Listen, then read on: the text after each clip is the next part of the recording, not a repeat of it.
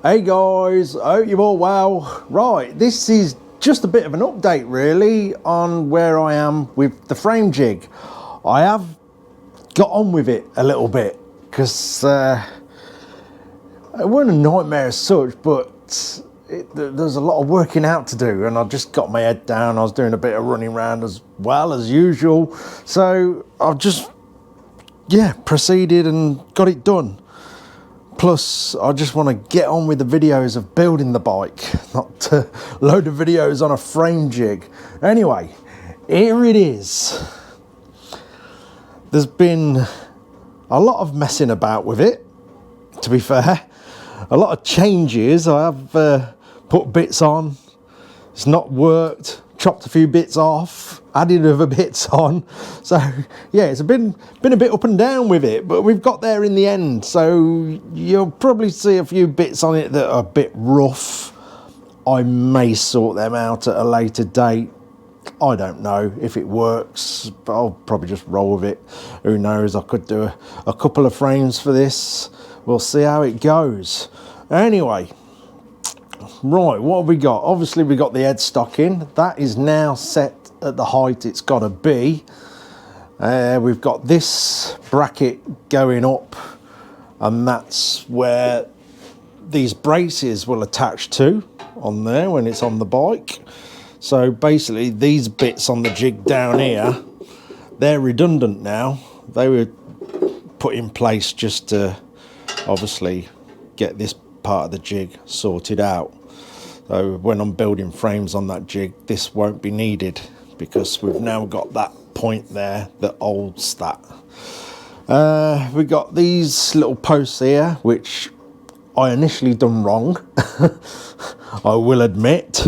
Hence why we've got this here. They did come straight up. Then I thought, hang on a minute, I ain't going to be able to get my frame in there very well. So it was either take a piece out of that tube that was there, or just hack a big piece of it out and put another post up the back there, and it works. That's the main thing. We've got these little clamps here. All these do is hold the mounting points for the frame. So when I've turned them down, they'll drop into there, clamp up. We know they're in exactly the right place, and then obviously the tubes off the frame will meet up with whatever I make there. These bits here, these little bits hiding behind the tank that catch them cups with the rubbers on the end. So that's what that bit's for. We got the bobbins on. That's ready for, obviously, to get the tube from there to the headstock. So first, what I'll be doing with this is tacking these tubes in first from headstock to these bobbins, then tacking a tube in to this piece here. Then we're going to try it on the bike.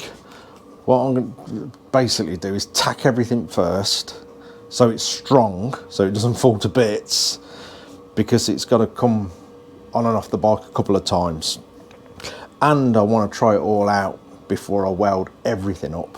So yeah, we'll get the bottom tube in first, this one, and then we'll plant it onto the bike and see how it goes. And if it's all okay, while it's on the bike, we will get that next tube in from the top of the headstock, which comes down to what would have been the telly lever mounts, as I've shown you before, down here. And what I think I'm going to do then is basically, between the two tubes, is trellis it all up, brace it all up, and brace everywhere we can really to make it nice and strong. I've spent hours trying to work out the differences in forks. As you know, there's a Honda front end going in this, which is a lot different to what was in it. So I've been trying to work out as best as I can to be able to put everything right on the jig. So the Honda forks, obviously they're slightly different size, as in length, to the BMW ones. Lots of searching on the internet for sag on these forks as well. They are more or less the same weight bikes. So I can only do so much before I put the bike on the floor and find out properly with the sag and everything like that. So that's took me a fair bit of working out. Plus a friend of mine's just bought one of these GS's as well, so I've had him measure all his bike with the weight off it and then the weight on the bike, measuring the sag differences and going through loads of measurements on the internet and coming up with something I'm happy with. But all my notes are like a mad professor's notebook over there of scratching my head and spending hours on it. But I think we're about there. So yeah, going to tack everything in to start with, get it on the bike so we can get the points where the telly lever would have been. That will be all tacked in place on the bike, and then it'll be back over to the jig, because the top tubes will be in place then where the telly lever is. We can then make mounting points on the jig, so then it can all be welded up properly in the jig. But I'm not going to weld it up till I've actually got it all together on the bike with the front wheel in and put the bike on the floor, because I want it to sit level. I don't want it like front up like a chopper. I've also just mocked up the Honda top yoke there, as you can see. So between the two forks and the sag differences and all that, there's a 44mm difference from the BMW forks to the Honda forks. As you can see, I've just put a temporary little spacer in there just to see what it looked like, because I really didn't want that top yoke sitting right up in the air. And it's worked out all right. I'm quite happy with that. We've got lower risers on there. I've removed the Honda ones because they would have been far too long. As you can see, they're huge. Yeah, they would have put the bars way too high.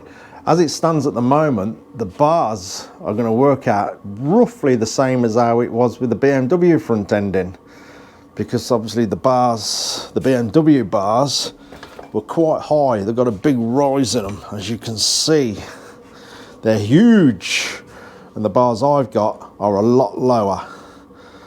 So bar height, we're going to be about the same, which is good. I'm quite happy about that. Let's put that down there a minute.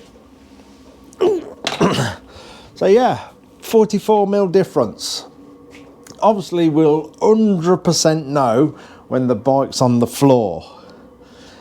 That's the reason why I'm only tacking it at the moment. So if there's any slight changes, we can just break it all up and do them changes and weld it back together. And when I'm 100% happy with how the bike sits, and with me sat on it as well, that we can get it all about right, then I'll weld all the jig up.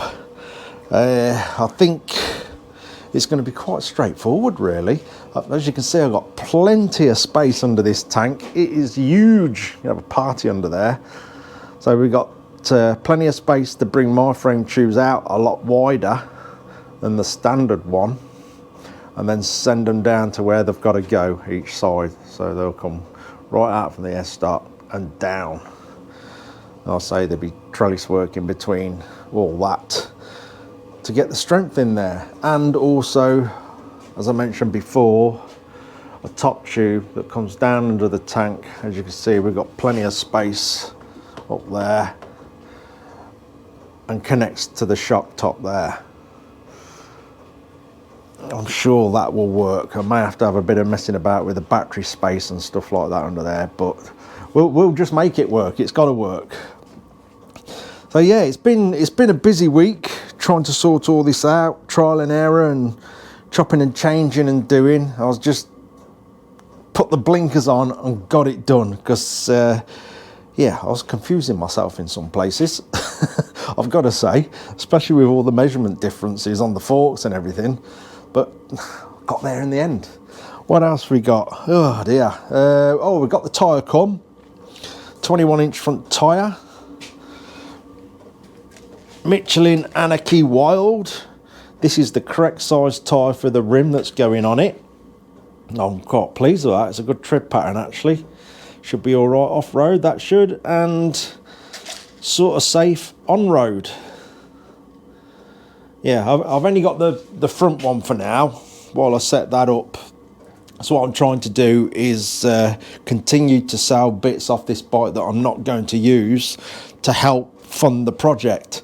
So I'm basically doing everything I can, as you know, to be able to keep this bike. It'll be the first one I've ever kept, which will be nice.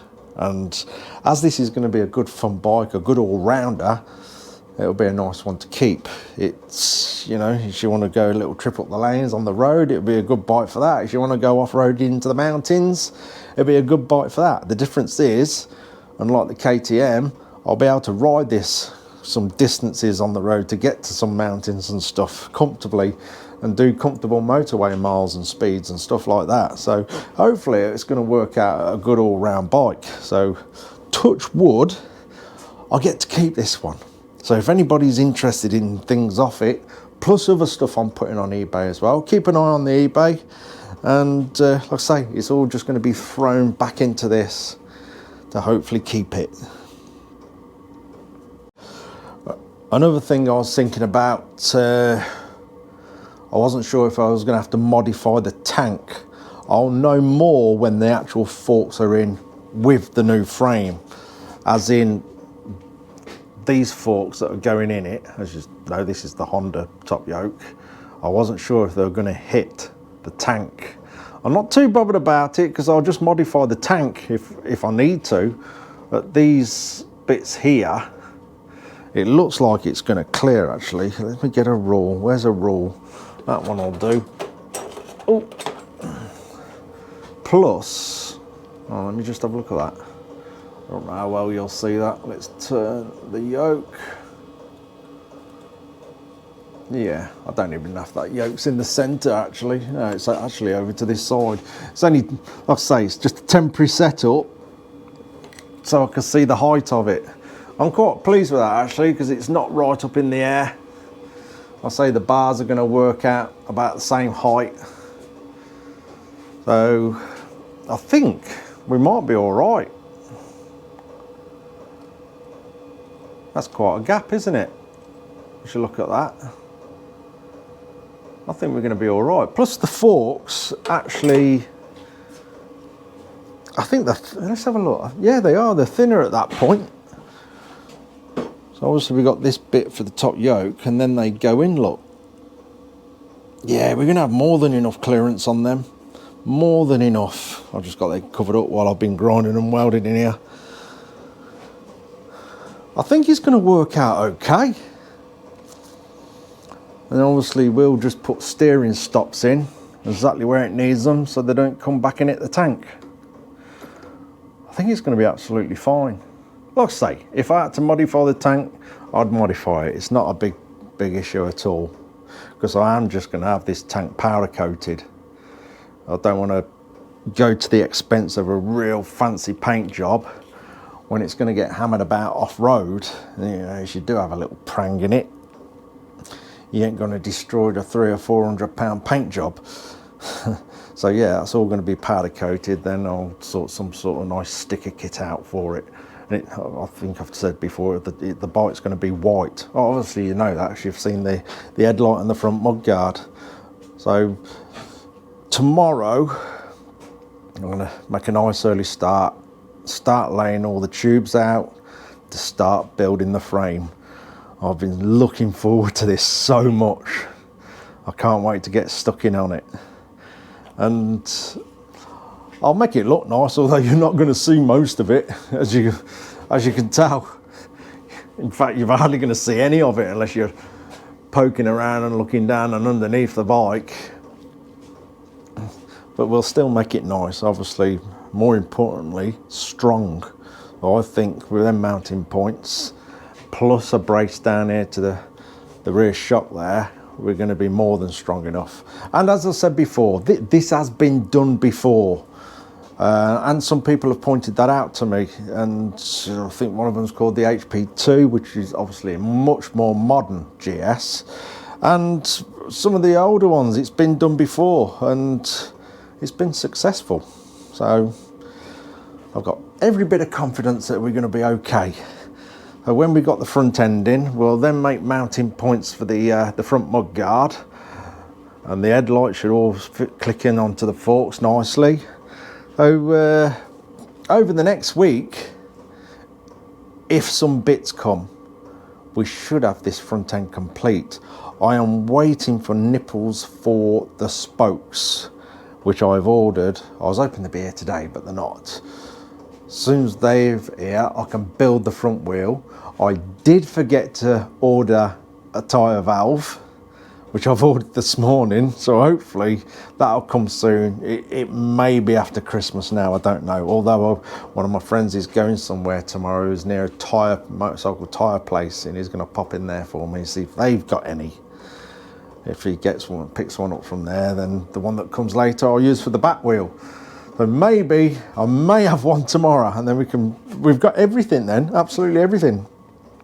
The nipples should be here tomorrow, I hope, but we're having chaos with the postage system at the moment, depending on how they've been sent. It's all over the place with the strikes and everything. I think I've had bits take 3 weeks to get to me. But hey, it's one of them, we just got to live with that, haven't we? There's not a lot we can do about it. Obviously, when I've done the front end, we'll be going on to the back end then. Just, I'll say, working from the front backwards. What will we doing there? If I've not explained before, I'll be severing the frame just after the rear shock, down there. As you can see, the frame comes right out here. So standard, these seats are huge, and I want my seat a lot narrower. So what I'll be doing, as this comes out here, I'll be continuing straight up here to get a much narrower seat on it.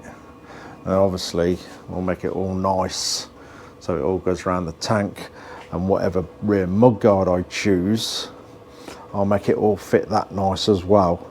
Rear mudguard, I'll be just getting sort of an enduro mudguard with the LED backlight in there and in white plastic, and we'll just make all the brackets that's needed for that to fit nice. As I said, I'll be making my own seat pan just so it works. I know there's loads of seats out there that you can buy, but getting them to fit something properly is a different story, especially something like this, because as you can see, we've got such huge distances from the frame to where the hole in the tank is. Look, that's quite a distance. So we'll have our seat coming down, and then we'll have a nice bit up the front, just enough to pop round that tank there and cover that hole up. And also I want to make some little number boards for the back. So basically like a motocross bike sort of back end. I won't have huge number boards, I'm just going to make them a nice shape, but make them quite small. Just, yeah, so it looks different. Although I want this bike to work really well, I also want it to look as nice as possible, because as you know, they're a bit of a Marmite bike, love it or hate it. And I want to try and give it a chance and make it look all right as well. It's like when I've done the very first Enfield. There's a few people laughing at me for getting one of them. And yeah, when I finished it, they stopped laughing, which I was quite proud of. And yeah, you know how that went. I've done a few of them since. So I want to try and do the same for this. Turn it in from so what some people say a bit of an ugly duckling into something that looks quite nice. I know there's still not everybody's cup of tea, but I appreciate all the people hanging around to watch as well that just do not like these bikes at all. I appreciate you sticking around to watch. Who knows, you may like it a little bit at the end. We'll see. I'll do my best. I think it'll look nice all in white with the BMW colours, that dark blue, light blue and the red, some sort of stickers on it, and just make it nice and bright and sort of motocrossy looking type stickers and stuff. I think it'd be okay. I'm going to go completely black with the engine. I'm going to try not to dive too much into the engine because it runs absolutely great. So covers that I can take off with ease, I'm going to take off and get them powder coated. Alex does this absolutely stunning finish. It's like a texture. Basically, it looks exactly the same as what this top yoke is like, just a real fine texture. It don't even look like powder. It's such a beautiful finish, so I'm going to get quite a lot of this bike done in that. The frame will be blue like the modern GS's, and yeah, just chop and change my mind as I go along, probably. But I gotta say, I am really enjoying this build, really enjoying it. It's so different to what I've been doing, and yeah, the idea was not to go down that calf racer, bobber, tracker. I suppose this is a bit tracker-ish, if you want to put it that way, I don't know. It's just going to be a good usable bike. And you don't see too many of them being done. I know there's a scattering of them out there, but you certainly don't see loads of them being done, which is nice. So yeah, my friends went and picked one of these. Well, we both went up to, where was it, Leeds last weekend and picked one up for him. He's keeping all the telelever front end on his, but changing all the top, all the clocks and everything like that. So it'd be a nice comparison actually to still have one there that's relatively like running side of it standard, and to be able to compare this, if it feels different, have I got it wrong or anything like that. So yeah, that'd be good that he's doing that one, and like I say, have something to compare it to when they're both finished. So he's getting stuck into his right now. He's currently going over all the nuts and bolts to make sure everything's coming loose, so he knows when he strips it down it's going to be a bit easier, because especially the exhausts on these, they are renowned for everything seizing up on them. I had a tiny bit of trouble with this one. This is the first job I've done to this, is pop the exhaust off, because these were proper crusty. And I managed to get them off in the end. This side was stuck solid, but we managed to remove it without drilling and grinding and doing, so which is good. So yeah, he's just going over all his now, so everything is loose for the big strip down. And he's also going to change the back end on his, very similar to what I'm doing with this actually. So the only difference between mine and his will be that front end. I'll say it'd be nice that he's leaving his like that, so I can compare this to that one to see if I've messed it up or not. But you don't know till you try, and I was adamant I was changing the front end on it, so that's why we're getting stuck in. So yeah, the jig is all done. Tomorrow we'll get cracking on in that and get the videos rolling of the build. My apologies for not filming all of this, but it was just one of them. My head was just, yeah, I'm not very good at multitasking. I start getting all confused and flustered and everything and making loads of mistakes. So I just switched off, closed the doors, put my head down, got it done. I say it's not the best looking jig, but everything is spot on. I have measured and measured and measured again and checked and checked and checked. Reverting back to the old frame, measuring things back up again. I've just done everything I can possibly think of to get this bit of frame right.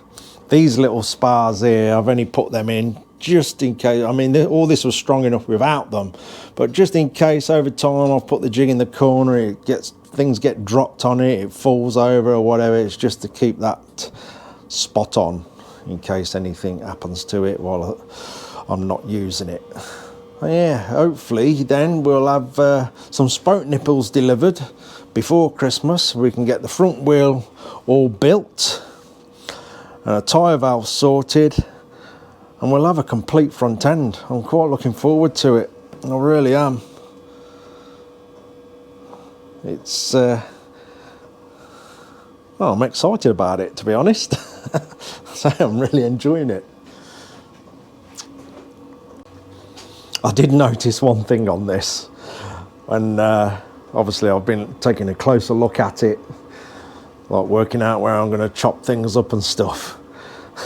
This frame is cracked and someone's put some black tape over it to try and hide it. Yeah, so that'll come off. just see a crack all the way around that weld, which it don't matter at all because obviously that bit's going in the scrap bin. But what people do, hey? Crafty. I can't think of anything else really.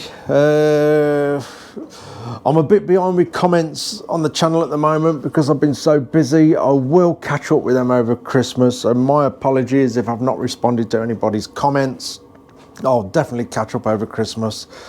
I've just been basically doing this, doing an edit, straight back into work, or if I'm editing silly hours of the morning, I'm grabbing a few hours sleep and then getting on. So yes, I am very behind with comments at the moment, so my apologies for that. I will catch up. Yeah, I think that's about it. Yeah, so just a little updatey thing before we get cracking with that frame. That will be the next video. It's quite late now, so what I'm going to do is clean this place up, get the tube bender out and get all ready to get straight onto it in the morning.